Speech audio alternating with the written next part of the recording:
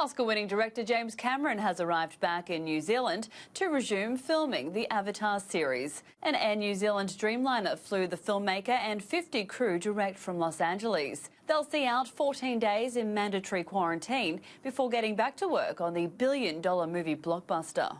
Nicole Kidman, Marta Dusseldorp and Sam Neill are among the megastars urging Aussies to keep stories alive. Because stories can break our hearts.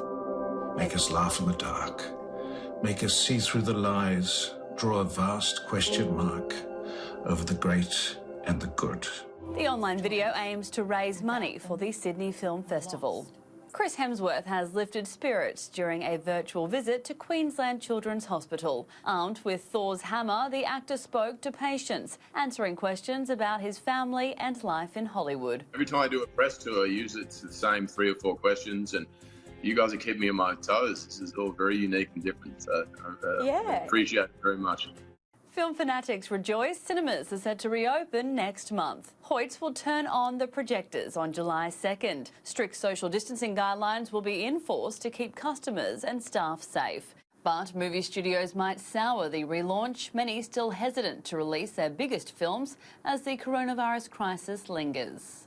We really are a global industry and we're reliant on content from the big studios in Hollywood. So we can't effectively really get back to full operation capacity until the majority of cinemas in the US and Europe and across the world are open.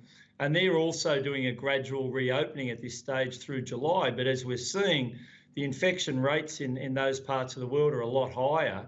So movie studios are a little bit nervous about releasing some of their big new content. Deborah Hutton is urging Australians to get their skin checked. The TV presenter has posted a photo of her face after having major surgery to remove 2 skin cancers.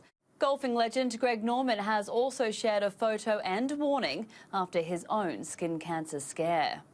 US model Chrissy Teigen has pledged almost $300,000 to bail out protesters arrested during the George Floyd uprising. The 34-year-old made the pledge after President Donald Trump encouraged his supporters to rally outside the White House. Teigen, who's married to singer John Legend, doubled her pledge after a Twitter user labelled protesters rioters and criminals. And that's your wrap of what's happening in showbiz.